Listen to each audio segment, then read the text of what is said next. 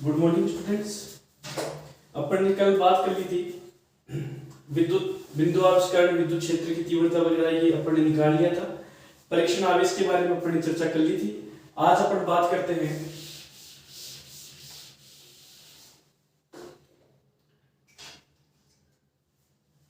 विद्युत बल रेखाओं के बारे में। विद्युत बल रेखाओं, देखो विद्युत बल रेखाएं कैसी रेखाएं होती है सॉरी विद्युत बल रेखाओं के बारे में अपन चर्चा कर रहे हैं। तो सबसे पहली बात तो यह है कि विद्युत बल रेखाएं उत्पन्न होती है आवेश से। किससे उत्पन्न होती है? आवेश से।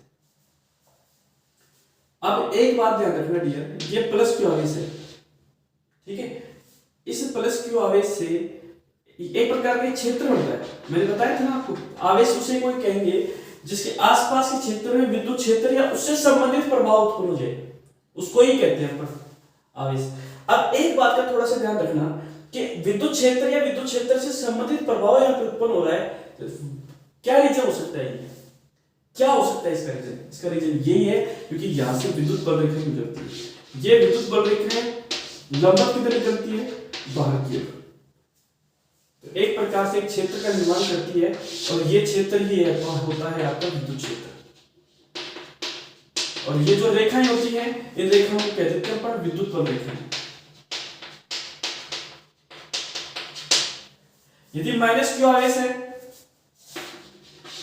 तो विद्युत बल रेखाएं लंबवत की तरह आएंगी अंदर की तरफ। यदि माइनस क्यू बिंदु आवेश है तो विद्युत बल रेखाएं लंबवत की तरह आएंगी अंदर की तरफ आएंगी,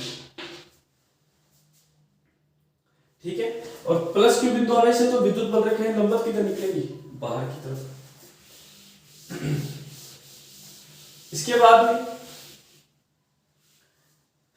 यदि दो आवेश समान प्रकृति के हैं, प्लस क्यू आवेश और दूसरा है प्लस क्यू आवेश, तो इससे गुजरने वाली जो विद्युत बल रेखाएं हैं, ये विद्युत बल रेखाएं और ये विद्युत बल रेखाएं आपस में एक दूसरे को प्रतिकर्षित होकर इस प्रकार से कर्व बना लेती हैं।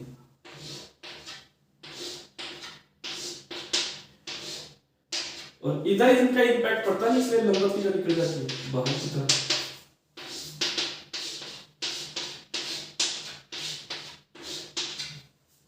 इस बिंदु को अपन कहते हैं उदासीन बिंदु, क्योंकि इस बिंदु पर विद्युत क्षेत्र का मान कितना होता है? 0। इस बिंदु पर विद्युत क्षेत्र क्या रहेगा? 0। अब यदि एक प्लस क्यू आवेश और दूसरा मैं यदि माइनस क्यू आवेश ले लेता हूं, तब विद्युत बल रेखाएं किस प्रकार से बनेंगी? कब ये प्लस क्यू आवेश है, ये बिंदु आवेश है, तो विद्युत बल रेखाएं सिंपल सी बात है प्लस क्यू आवेश से निकलेगी ना, माइनस क्यू आवेश पर जाकर क्या होंगी? खत्म होंगी। यू बनेगा प्लस क्यू आवेश से माइनस क्यू आवेश की तरफ, प्लस क्यू आवेश से माइनस क्यू आवेश की तरफ जाएंगे विद्युत बल रेखाएं इस प्रकार से। क्यों जाएंगी? क्योंकि सिंपल सी बात है, प्लस क्यू आवेश से विद्युत बल रेखाएं बाहर क्यों निकलती है और माइनस क्यू आवेश पर किधर आती है? अंदर की तरफ। तो इस प्रकार से ये प्लस क्यू आवेश बाहर की तरफ निकलेगा, ये माइनस क्यू आवेश अंदर की तरफ लाएगा। प्लस क्यू आवेश से बाहर की तरफ जाएंगे विद्युत बल रेखाएं और माइनस क्यू आवेश से किधर आएंगी? अंदर की तरफ। यस या नो? प्लस क्यू आवेश से बाहर की तरफ और माइनस क्यू आवेश से किधर आएंगी? अंदर की तरफ। और एक प्रकार से ये ओपन कर्व का निर्माण करती है।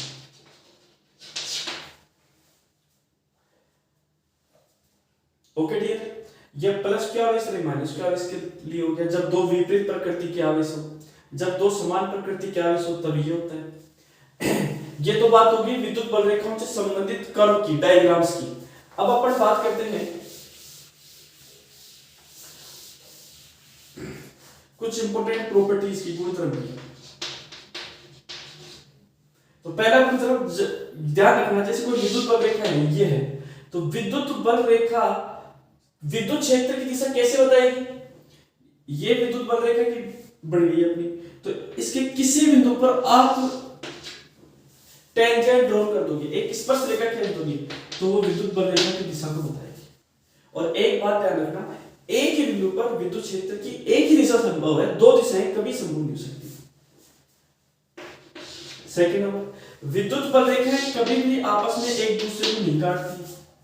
क्यों नहीं काटती है? उसका रीजन ये है कि एक ही बिंदु पर दो विद्युत क्षेत्र बन जाएंगे एक ही बिंदु पर, एक तो ये बन जाएगा, दूसरा ये बन जाएगा, और एक ही बिंदु पर दो विद्युत क्षेत्र पॉसिबल नहीं है। इसलिए ध्यान रखना, विद्युत बल रेखाएं कभी भी आपस में एक दूसरे को प्रतिच्छेदित नहीं करती है। एग्जाम में क्वेश्चन आता है कि विद्युत बल रेखाएं आपस में एक दूसरे को प्रतिच्छेदित क्यों नहीं करती हैं, उसका रीजन ये है कि इसलिए नहीं करती है क्योंकि एक ही बिंदु पर विद्युत क्षेत्र की दो दिशाएं बन जाएंगी और दोनों दिशाएं संभव नहीं है। ठीक है, इसके बाद में थर्ड नंबर पे अपन बात करें, जितनी ज्यादा विद्युत बल रेखाएं होंगी, जितनी ज्यादा विद्युत बल रेखाएं और साथ में पास पास में होंगी, तो वह विद्युत क्षेत्र उतना ही प्रबल होगा। जितनी ज्यादा बल रेखाएं, जितनी ज्यादा बल रेखाएं, जितनी ज्यादा बल रेखाएं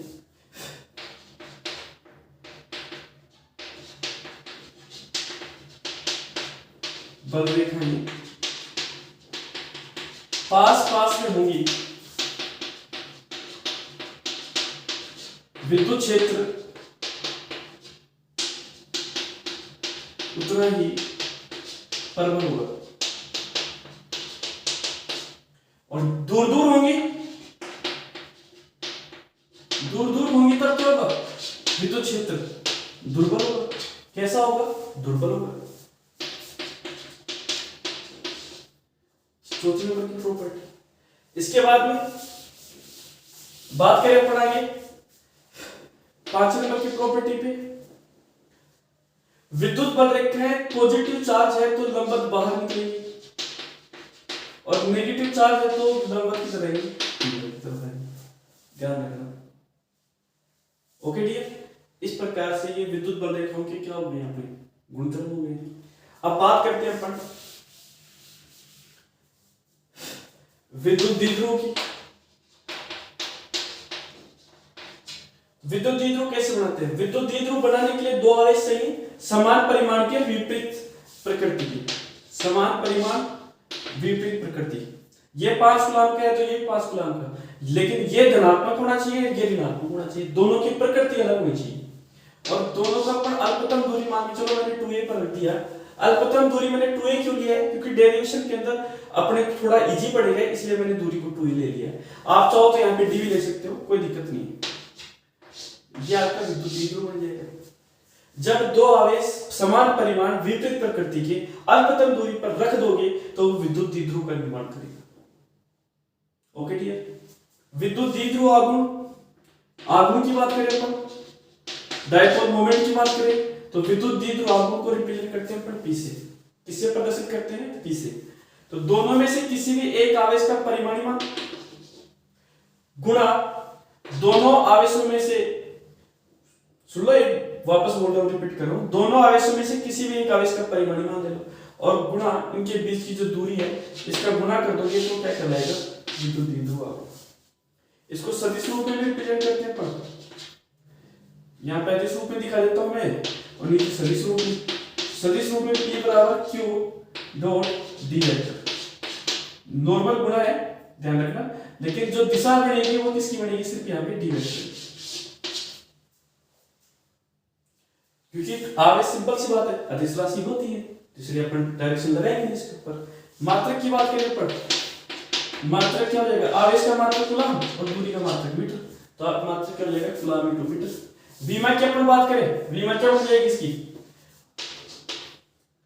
कूलम्ब विमा A1 T1 और लंबाई की विमा L1, तो विमा हो जाएगी L1 T1 A1। पता चल गया ना विमा कैसे निकाली अपन ने, याद करो, धारा की परिभाषा पढ़िए, I बराबर Q अपॉन T, तो Q बराबर क्या हो जाएगा, IT। अपने को तो आवेश की विमा चाहिए, तो धारा की विमा एम्पियर और टाइम की विमा क्या हो जाएगी, T1, तो A1 T1 तो Q की हो गई और लंबाई की कितनी हो गई आपकी, L1, इसलिए A1 T1 L1। आप चाहो तो इसको मॉडिफाई करके ऐसे लिख सकते हो, L1 T1 L1। एक ही बात है। ये हो गया विद्युत द्विध्रुव आघूर्ण। विद्युत द्विध्रुव आघूर्ण की डायरेक्शन किधर से किधर होती है, -q से +q आवेश की तरफ। ध्यान रखना इस बात का, विद्युत द्विध्रुव आघूर्ण की दिशा किधर से किधर होगी, -q आवेश से +q आवेश की तरफ।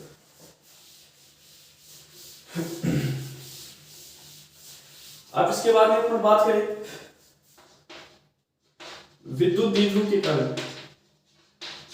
अक्ष पर विद्युत क्षेत्र की तीव्रता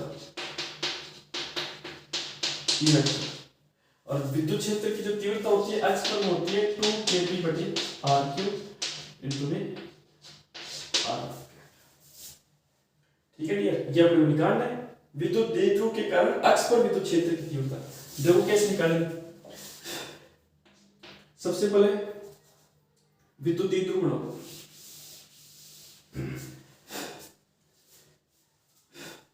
यहां पर मैंने ले लिया -44 और यहां पर ले लिया मैंने +44।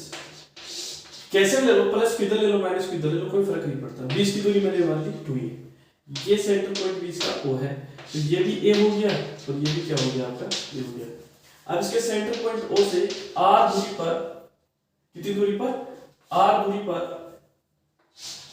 स्थित बिंदु P पर विद्युत क्षेत्र की तीव्रता निकालनी है। क्या निकालनी है? विद्युत क्षेत्र की तीव्रता। तो कैसे निकालेंगे अपन?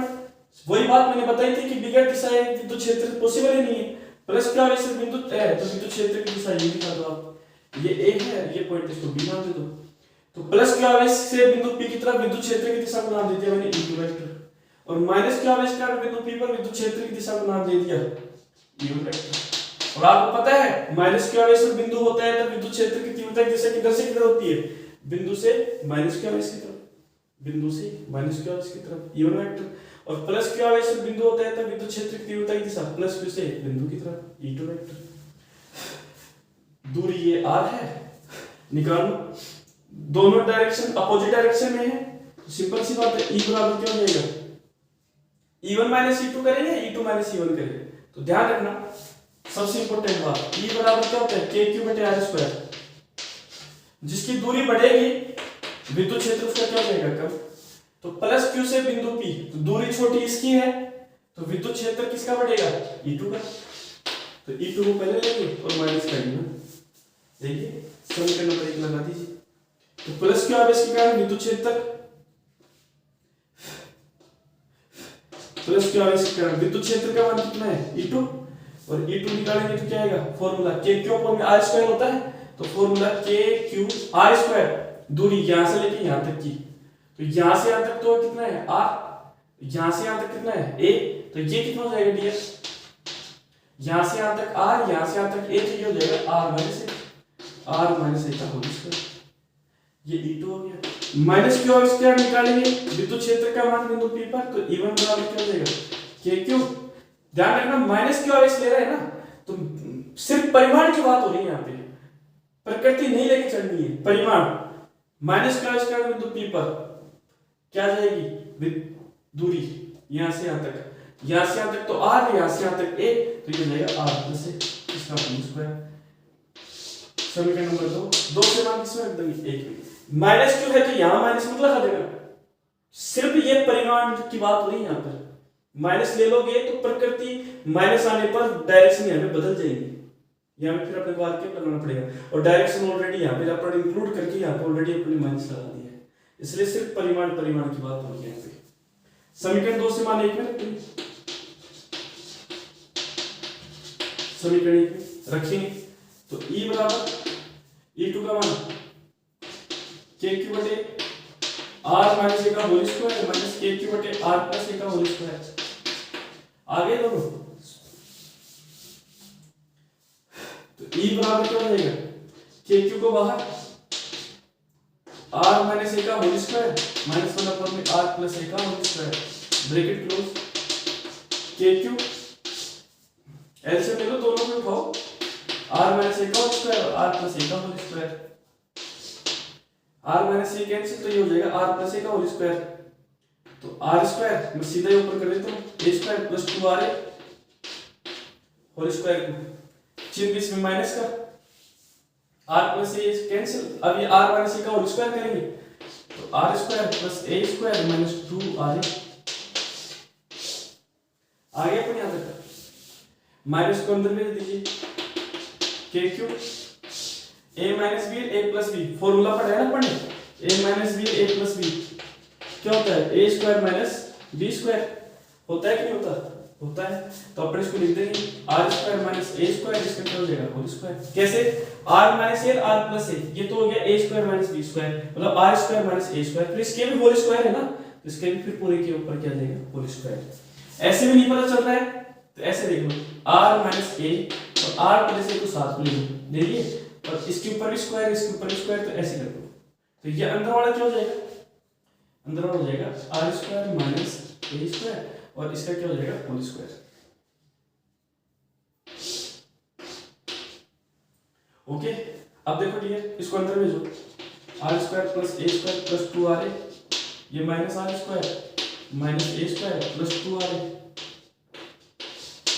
ये कैंसिल, ये प्लस के हैं, ये दोनों माइनस के, तो कैंसिल हो गया, 2r कितना हो जाएगा 4r, हटा देता हूं मैं इसको, बाद में तो इसको पहले इसको याद कर लेता हूं, तो e बराबर क्या हो जाएगा k क्यूब 2r 4r बटे r square minus a square, इसका क्या हो जाएगा होल स्क्वायर। आ गया अपने यहाँ तक, तो e बराबर k क्यूब 4r को मैं क्या लिख सकता हूँ, 4r है तो इसको मैं क्या लिख सकता हूँ 2 गुना 2r लिख सकता हूँ कि नहीं, तो इसमें 2 को तो मैं ले लूंगा आगे, ठीक है, तो q क्रॉस में 2a और r को बाहर निकाल दूंगा, r को बाहर निकालना जरूरी है क्योंकि हमें तो p बना रही है, ये चलो, और r square minus a square इसका क्या है होल स्क्वायर।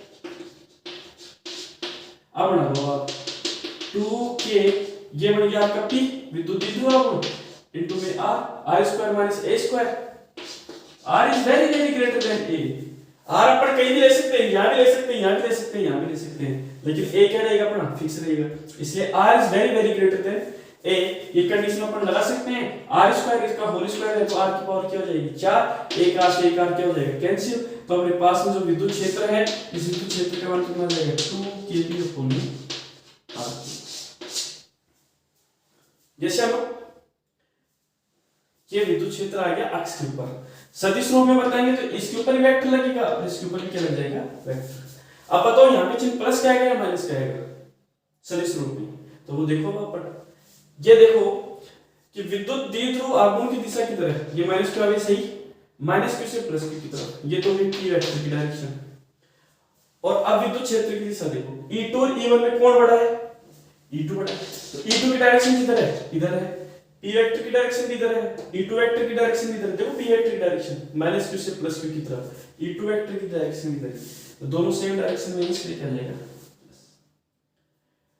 तो ये होता है विद्युत द्विध्रुव के कारण अक्ष पर विद्युत क्षेत्र की तीव्रता निकालना, very very most important formula है। जैसे हम यहां तक एक बार आप देखें, इसके बाद में अपन कल अपन जो निकालेंगे वो निकालेंगे अपन निरक्ष पर विद्युत क्षेत्र की तीव्रता निकालना, जैसे हम कल देखेंगे निरक्ष के ऊपर विद्युत क्षेत्र की तीव्रता निकालना। बस मेरे साथ लग जाइए, जिस प्रकार मैं मेहनत कर रहा हूं वैसे आप मेहनत करते रहिए, और अपना एक टारगेट है 56 नंबर लाना आरबीएससी के अंदर, 100% लाएंगे। हर प्रकार का न्यूमेरिकल, हर प्रकार का डेरिवेशन सोल्व होगा, फरवरी के अंदर आपका सिलेबस कंप्लीट हो जाएगा।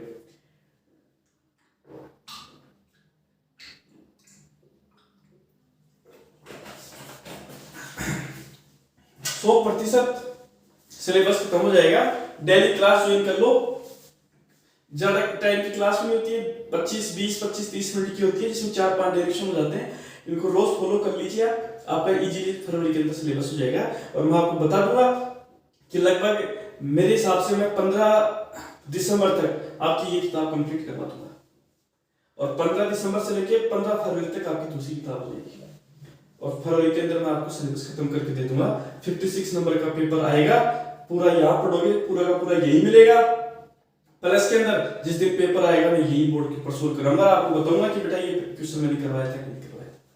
ओके डियर, तो प्लीज साथ लग जाइए, टाइम कम है, मेहनत करिए अच्छे तरीके से, और नेक्स्ट अपन क्लास में मिलते हैं। Okay, good night.